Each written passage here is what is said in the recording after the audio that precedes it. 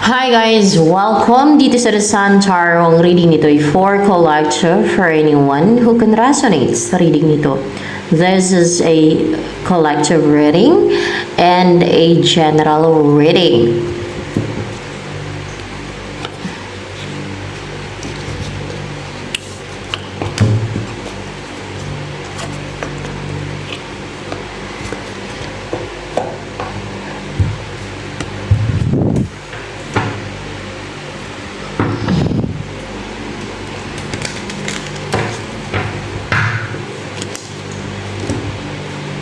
The World, Tree and Reverse. So, what's with the World, Tree and Reverse? Ano yung umpisahan mong chapter? The Cycle, the High Priest, nawala ng influence sa buhay mo. Wala nang nangungontrol na mga pamahiin, beliefs, or belief system, mga ganyan ba? Wala nang nagle-limit sa'yo, wala nang naglalagay ng limitation, wala ka nang basihan na paniniwala, thoughts, and yung bawal o yung sa tingin ng iba ay it's not good or right, no? Parang ganun ba? Na merong nagre-restrict na kumukontrol sa iyo na society, yung iisipin ng ibang tao sa iyo, 'di ba? Na isa yan sa parang pumipigil sa iyo na nagawin yung gusto mo, na makaramdam ka ng hiya, no? Lalo na kung mahiyain ka, na abutin yung goals mo kasi may mga magagalit, mainis. Lalo kung people pleaser ka, ayaw mong mainis, magalit yung iba. Kung kaya ayaw mo na lang i-pursue, ayaw mo na ipaglaban kung ano talaga yung gusto mo. Mga ganun ba? Dahil sasabihin ng iba na mga manipulative na tao naman. Mga ganun ba? Oh. Yun ang umpisan mo. More clarification with the High Priest here.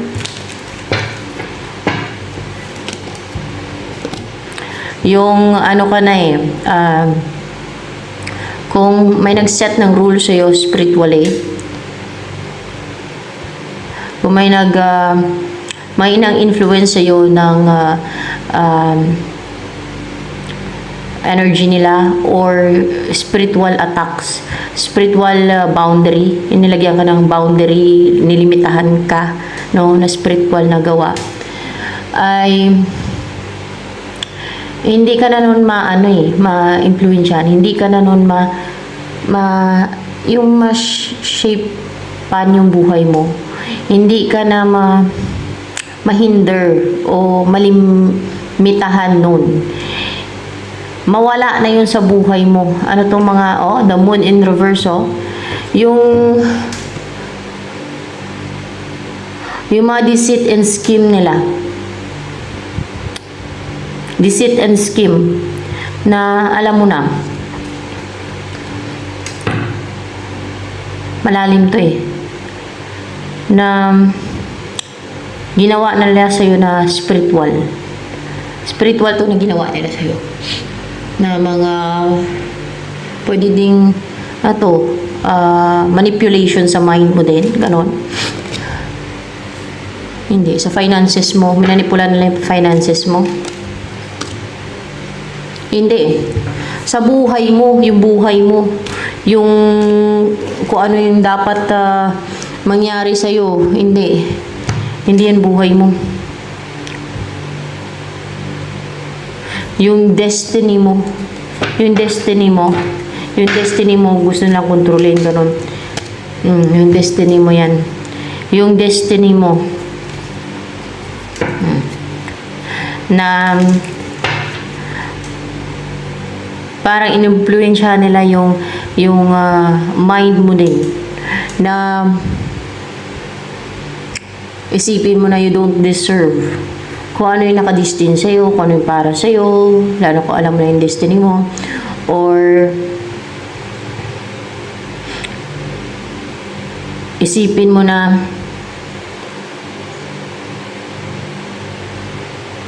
you are too small, too low, parang ganun. Na parang nilimitahan nila. Yung parang ginawa nilang pessimistic yung isipan mo, no? Ganon. Ginawa nilang negative or pessimistic yung isip mo. Ginawa nilang yung may limitation na hanggang ganito lang yung kaya kong abutin, hanggang ganito lang yung mararating ko, makontento na lang ako sa ganitong buhay. Yung ganun ba? Na actually, yung nakadestined sa'yo ay so great. Yung ganun na binigay ng God sa'yo, na meant for you. Lalo kung alam nila na may nag-aabang, may nag-aantay sa'yo, na magandang kinabukasan. Ganun. Gusto nilang kontrolin, gusto nilang limitahan. Kasi ayaw nilang mamuhay ka ng ganun. So, magsisimula na yung buhay mo na malaya ka na sa mga restrictions, limitations, at sa pangontrol ng mga tao ng mga nakakilala sa'yo, sa environment mo, sa paligid mo, sa society.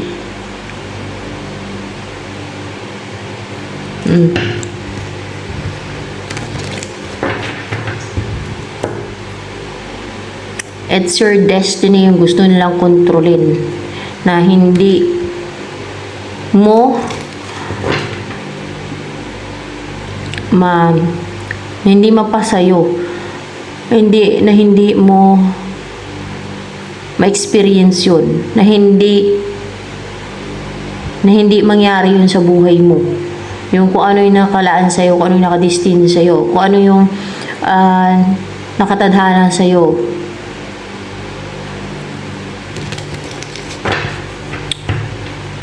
Para ba mas superior na klase ng mga tao sa lipunan? Mga ganun ba? Yung gusto mo control sa buhay mo. Na parang they think, lalo kung mga narcissistic yan, they think they have the authority and power na kontrolin yung destiny mo. Ayan. Kung ano yung patutunguhan mo, kung ano yung maging buhay mo. Of course, ibaba ka nila, hindi itataas. Ilihis nila yung landas mo, iruwin nila yung buhay mo. Ganon.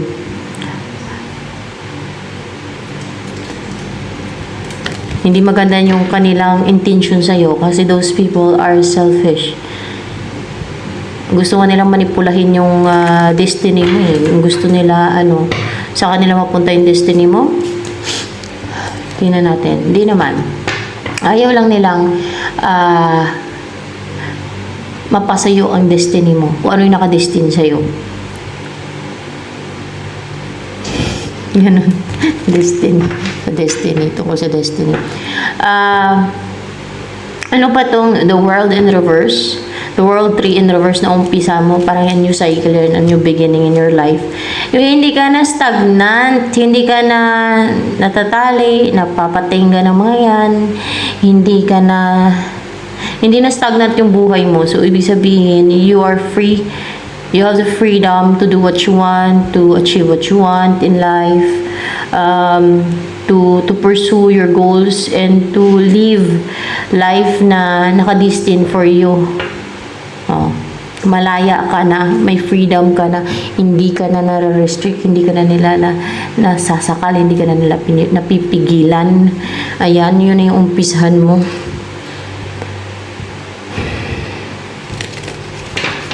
Bakit hinayaan ng heaven o ng God na i-restrict ka nila, kontrolin nila yung destiny mo, na magganon sila na magpower-poweran sa buhay mo? Bakit? Dahil kailangan mong pagdaanan din yan? O kailangan mo din pagdaanan yan para tumibay ka, lalo na emotionally. Ang ini-embody mong energy ngayon. Ganon kasi ang mga taong immature, at saka yung mga baluktot pag-isip, napaka-unfair at yung napaka-selfish, yung mga ganun ba? Parang may mga ganyan yan. Lalo yung mga baluktot, ay akala nila may karapatan sila mangontrol sa destiny ng iba, sa buhay ng iba. Ganun sila mag-isip. Lalo kung narcissistic, mga ganun.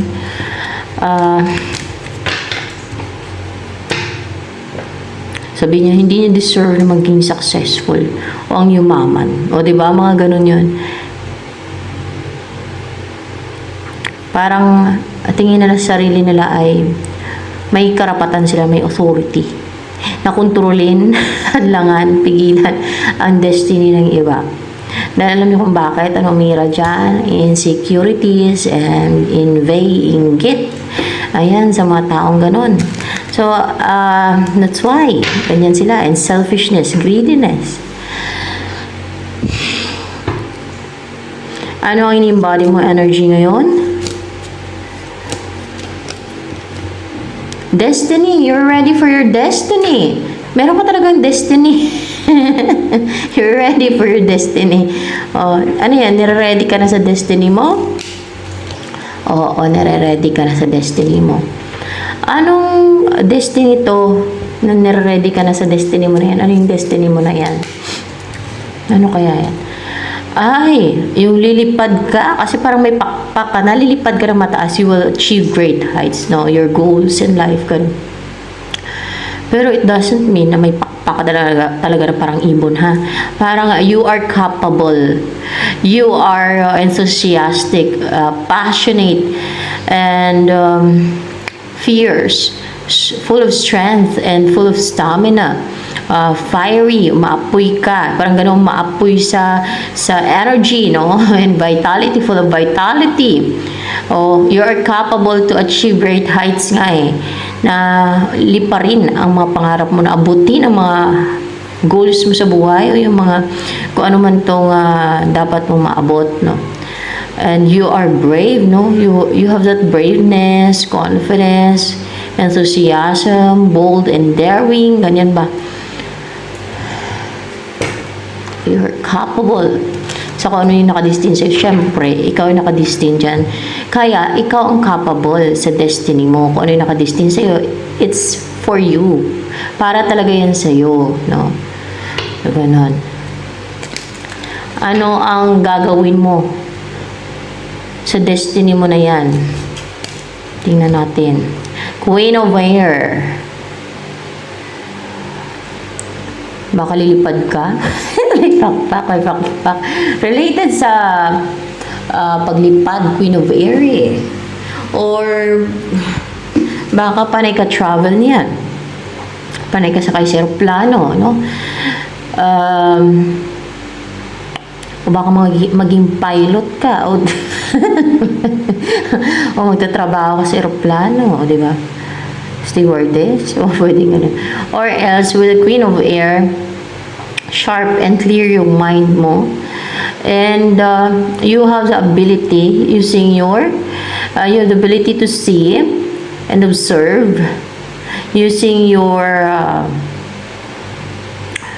intuition and your keen sight, your keen observation, as well as your judgment. Kahit na hindi mo obserbahan ng iba yun, kahit na hindi maintindihan ng iba yun, kahit hindi nila makita ng klaro, ikaw, you have the ability and capability to observe, see, and know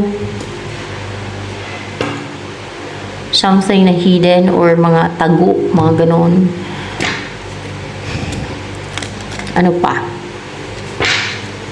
Ang related sa destiny mo, ano pang gagawin mo? To give love, to show affection and love and care using your kind heart, yung busilak mong puso pati, no?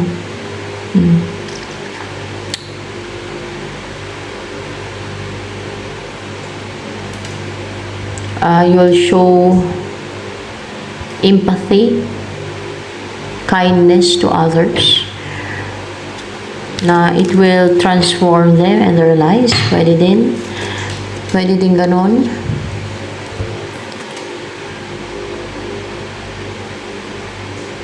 Magiging kayo, napakataas ng self-esteem mo. You look sexy, hotter talaga, and so attractive, and may tiwala sa sarili mo, sa skills mo, sa kakayanan mo, mga ganun.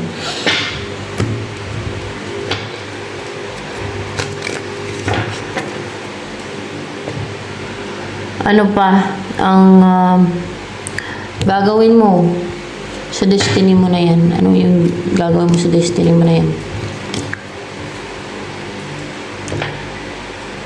Yung manalangin ka, kukunik ka sa heaven. Manalangin ka, yung pure and totoo.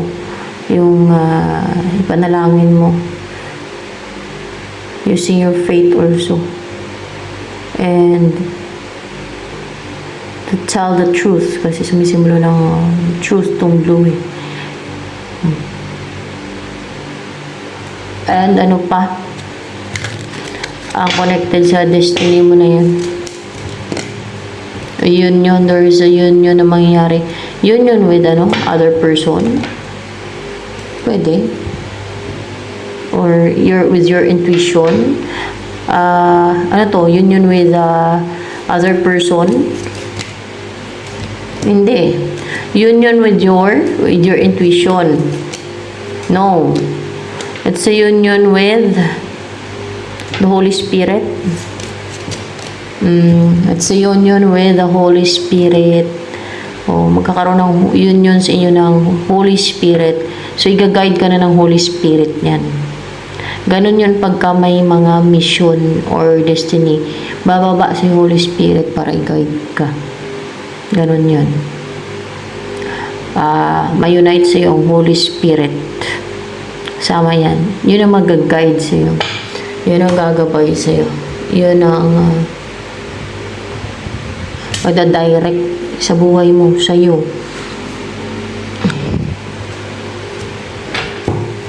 Aray ko. Bayan. Ano pa ang darating sa'yo? Victory, tagumpay. You will be in the public eye. Queen of Cups. Mga admirers na maging emotional, maging sensitive yung damdamin nila sa iyo. May mga mag-admire sa iyo, makikilala kayo ng public eye. May mga ma-in-love sa iyo.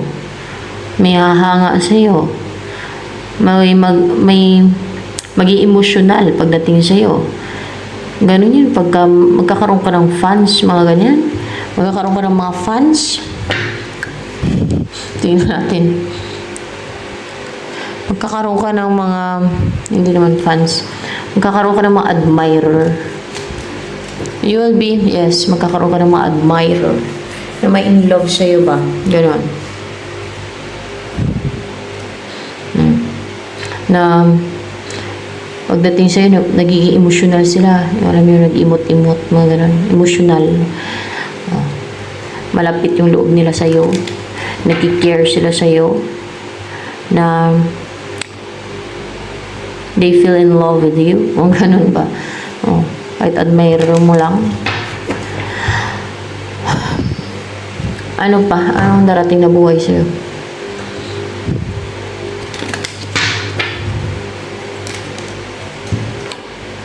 Stork. Magkakaanak ka, magkaka-baby ka. Kung hindi ka na magkaanak, baka makapag-adapt ka ng bata. Kung may pa-adapt sa yung bata, adapin mo. Ayan. You will be a mother or father. Pwede din ganun. Babae, lalaki. This is a collective reading. So, ano pa? And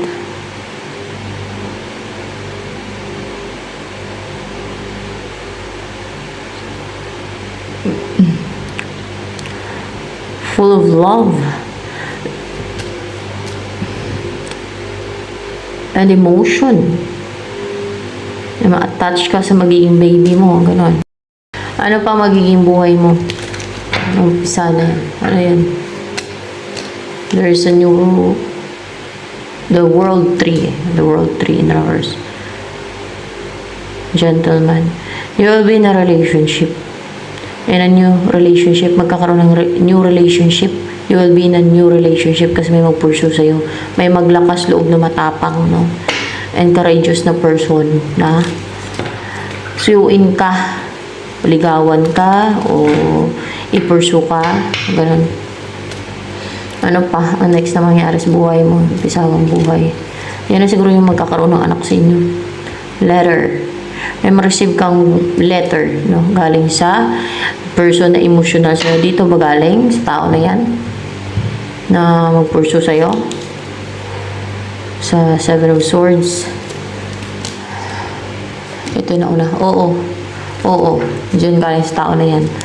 At yun ang nauna yung isa kanina. Oo daw.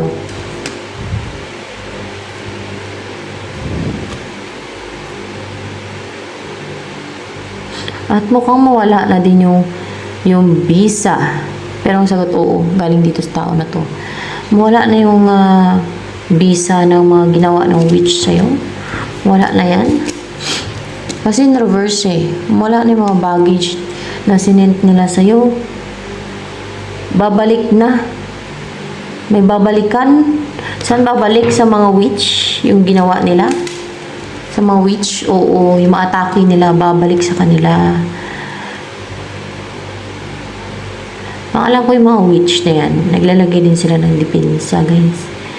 May mga binabaon din sila sa katawan nila yung iba. Kasi ayaw nilang mamatay, guys. Kasi pag namatay sila, ay doon na yung hatol sa kabilang buhay. O, pag dito sa mundo ay karma pa lang yung naabot nila, bad karma. E pag doon sa kabilang buhay, eternal life, nahatol na doon. So, ayaw nila mamatay din talaga. So, ano pa ang mga darating sa'yo? Nature and Nine of Wands. Yun nga lang. Gusto ko tumalsik para makita ko upright o in reverse ba. Ay, tumalsik dito. Ano pa ang darating sa'yo na yan? Tungkol dito sa person na to na mag-pursue sa'yo. Nine of Pentacles. Gusto ka niyang mapangasawa, bubuhay ng pamilya, yung mamuhay ka ng stable, secured, and yung may sarili kayong bahay, yung independent kayo ba, yung ganun, hindi kayo maasa sa magulang nyo, ganun na, yung bubukod kayo, yung may sarili kayong hanap buhay, may sarili kayong pinagkitaan, may sarili kayong bahay. Yan ang gusto niya. Stable and secured financially at yung pagsasama ninyo. So, ano pa? Ang iniisip niya ngayon sa'yo. Ang tao na yan. Kaya ito. Two of Swords. Nadadalawang isip, na-confuse. Nalilito siya. Yun ang iniisip niya ngayon. Nalilito yung utak niya. Nalilito talaga siya eh. Yung utak niya. Naku-confuse. Mag-antay ba o puntahan ka na? Ganon. Mag-antay pa ba siya bago mag-take na action? Bago pumunta sa'yo o puntahan ka na niya? Na-confuse siya. Ano pa yung iniisip niya sa'yo ngayon ng person na to? O i-message ka niya o wag muna. The Lady and the Lord na may chemistry talaga sa inyo, bagay talaga kayong dalawa. Yun ang iniisip niya na maging napaka-peaceful and harmonious and komportable at masaya siya, contented at compatible daw talaga kayong dalawa. Yun ang nasa isipan niya.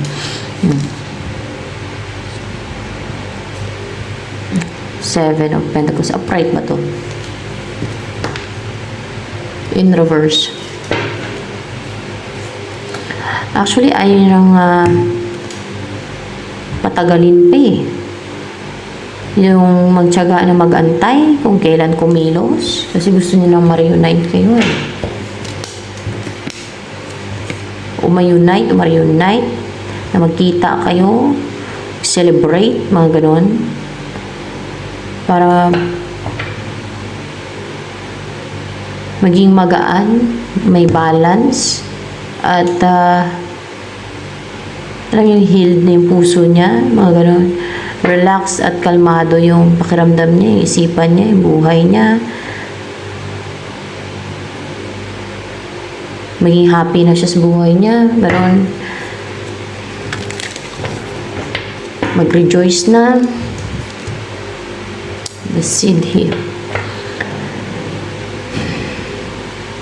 At mamuhay kayo ng peaceful, payapa, tahimik, sumaring sa maburol na lugar. Kasi parang sa ilalim ng burol to eh. The seed here. Na kung saan parang so magical na place, mga ganun ba. And merong mga parang fairies, elementals sa place na malapit sa nature. Anong darating sa'yo? Person na nervyos na magte-take na action. Siya pa rin ba to? Siya pa rin ba yan? Siya pa rin. Oo, siya pa rin daw. Malalaman mo siya pa rin niya. Siya yan. 7 of Wands. Person na, malalaman mo yung person na naging defensive ba. Kung na-resist niya yung connection niya, yan ang darating sa'yo. Person na naging defensive.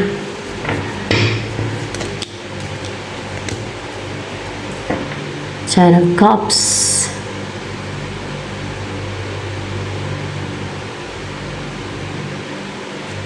Bakit siya darating? Gusto niya mag-build a family with you.